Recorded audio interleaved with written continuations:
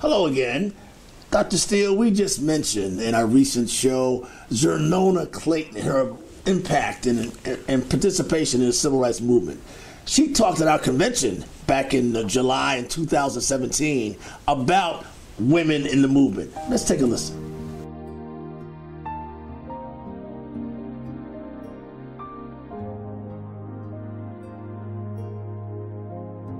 Always asking me, when did you get involved in the in the civil rights movement? I said, the day when I found out I was black in America. That was it. But I had an incident, and I was sheltered in my hometown of Muskogee, Oklahoma, when we had the color and the white fountains. And my mother and father never really did teach us like, white folks were bad.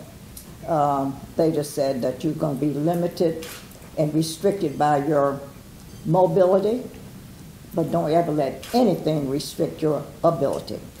So get as much as you can, as long as you can, but never sit on your can. Well, I don't think he said that, because I added that part. But when I was a student in college, there were 6 of us, 3 girls and boys, and we'd been out on a romantic evening, and we were siphoning off the meeting with stopping at a hamburger place. I won't eat a Crystal hamburger today if you gave me a dozen. I won't do it. It was a Crystal hamburger place, and we all had money, and we just wanted to top off the evening with a hamburger. Walked into the place and asked for a hamburger. And that man had a butcher knife this long, it seems. And he said, if you niggers don't get out of here, you know you don't belong in here. You don't get out of here, I'm going to cut all your heads off. Well, that's very terrifying for a student, because I was young at the time. Then we realized, white people were serious about cutting your head off or doing something because you're black. That's something you don't ever forget. I don't care what white people say about, let's leave it, put it in the past. You're not going to ever forget that. You don't belong here. You know you don't belong here. And that just, stayed in the craw of me for a long time. And so when my first opportunity to do something about it, about my plight, it was just easy. So I think if you have a blistering experience, it's easy to take the next step. And I think for us, I can speak for us, we got connected because of Martin Luther King. And he brought us together. And then our lives took off. But I was involved long before I came to Atlanta. But your question about how we got connected, that's what connected us. We had that common thread of connection. But it was easy to do what we ended up having to do. Because you remember that as long as you're black in America, you're going to have problems. And you need to help solve them. And you put your energy to it. And of course, you know the history, and we can talk about that as we go along and evolve into, what we specifically did. But that's how I got involved. It was easy. Rita said that the women in SCLC decided. Do you mind if I tell you? Want to tell it? No, okay, I'll tell it. She often tells it, but I'll tell it. She said the people decided, they got together, the women did, and decided they didn't like me. And because I came in doing something. Well, the first thing I thought, I knew Dr. King in Los Angeles, in Chicago, in New York, when he was traveling with security officers all around, limousines, he was being chauffeured around, suites were palatial, and I thought of him as a big shot, and thought that his lifestyle matched it. So when I came to SCLC and saw the operation, the physical setting, I was appalled. I said, everybody comes to see Dr. King and they got this paltry looking environment. So I decided I was going to do something. Now, I'm going to blame the president now because I did something that he hasn't followed through on. I'll criticize him in just a minute. But here were important people coming to see Dr. King, and our conference room was putrid. And I said, shoot, let's fix it up. So I decided to get a big, beautiful conference table, and we put curtains up to the windows. And I grabbed all the girls and said, "Listen, let's get something." You were there. Let's make this room look nice, so when people come here, they'll see Dr. King in a proper setting. And she finally said that they didn't like me when I first came, but I ended up making them like me. I put them all to work. I wasn't interested in credits for myself. I wasn't going to get no paycheck, wasn't big enough to share anyway, but you weren't there for money. I wanted to make the place nice. And we made it beautiful. And I even had a picture of Dr. King. He didn't like to take pictures, but I made him take a photo, nice photo that you see all along now. He was standing there at this table. This is the picture. We put it on the wall behind the chair where he sat, and made it a beautiful place. And then I went through the building and got Rita's office all fancied up, and Dr. Boone and all the people. We prettied up the place. And we're working and scrubbing and all that. So they forgot they didn't like me. I worked those girls to death, and they forgot that they didn't like me. They ended up liking me because the environment was better. But I want to say this about the men. People think we were just relegated to just being subservient to men. That's not the truth. The signs of the times were everybody men all over. It wasn't any particular group. It's just that women were not respected in that time. But the men with whom we worked respected us. So we grew up with respect. And when we got ready to have a march, although he didn't want us to do the marching, we made it possible for the marches to take place. So you can't just jump up and do like some people do now. You just can't get in the streets. You got to have a plan, and that's one thing I like about it.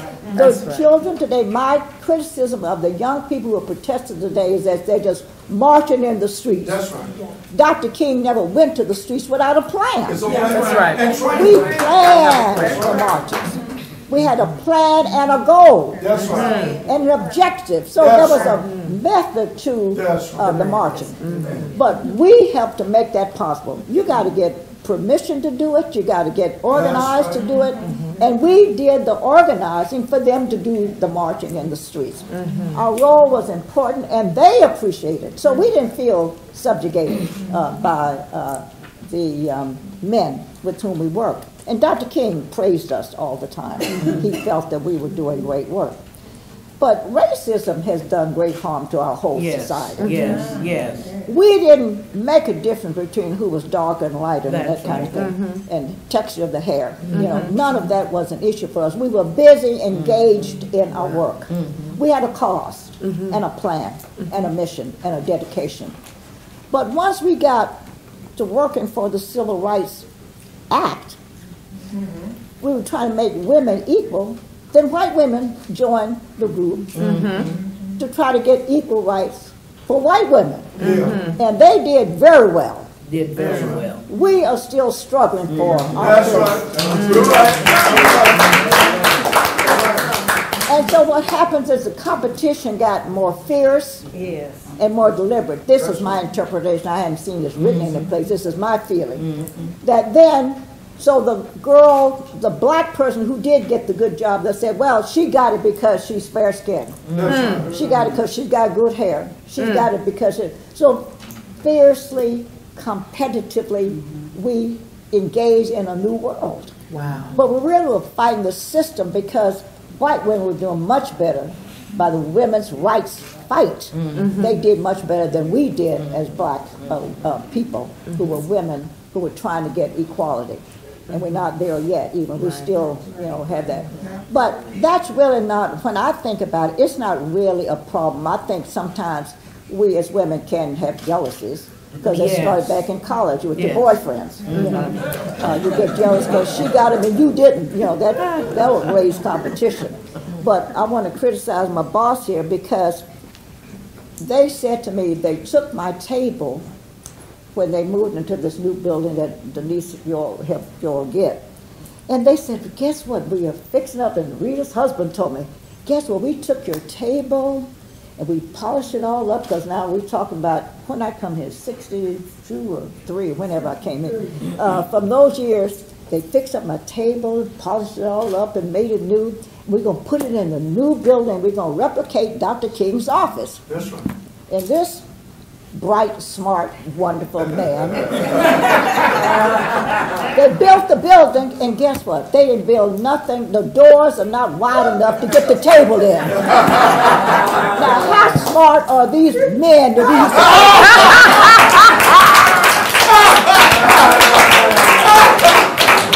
My table is still in the basement somewhere. I don't know. But I often tell the story about what Rita said about me, but I was a strong person. I didn't care. I wasn't coming to Atlanta to join the movement to get liked by the girls. That's right. That's right. That's not what I came here for, so it didn't matter to me. And then when she told me how quickly they joined my movement, I was okay. And to this day, and I want to tell you, in those offices, which to me were, you know, limited environment, I would say, but out of that was the commitment was there. Today, Rita, 40 years later, or 50 years later, is what? You're not listening, Rita. I'm talking about you. Okay. Rita, who sat in a dingy office, is now making a magnanimous move to get women recognized in the right places. Women's rights is her issue. So in those dingy offices grew an expanded version of the commitment to do better. And like you said, Jackie, to make the next generation better. That's what Rita is doing, and we could point to a lot of the other women who did that. We were an integral part, and we were in partnership with the men. So people think just because you marched, that's all that was necessary. That's not all it was. The commitment made the difference to our progress. I claim as much right to participate in the rights and the laws that we changed. I feel just as much a part of it as my good friend Bernard Arbet, who's done a lot. But he was a man who was on the firing line, and you saw his picture. You saw Andrew Young's picture. I mean, you saw their pictures. We weren't marching, but we were back home so that when they got through marching, they had some place to come to for comfort and relief. And I tell them for thinking, because we gave them thoughts too. You know? Right. So they used our brain power to go out and do what they did. So, but I think racism just did so much harm to our society in so many ways that it's hard to segue into from one to the other, segment one against the other. But I think that still exists, but it's not a bad thing. I don't think jealous is worse. You got to be strong. And if you just rely on what people think of you, you'll never get yourself time to think about what you think of yourself. So spend the time to think about yourself, your value, your worth. And that's what I think is more important. Thank you. Miss Kate Lafayette, could you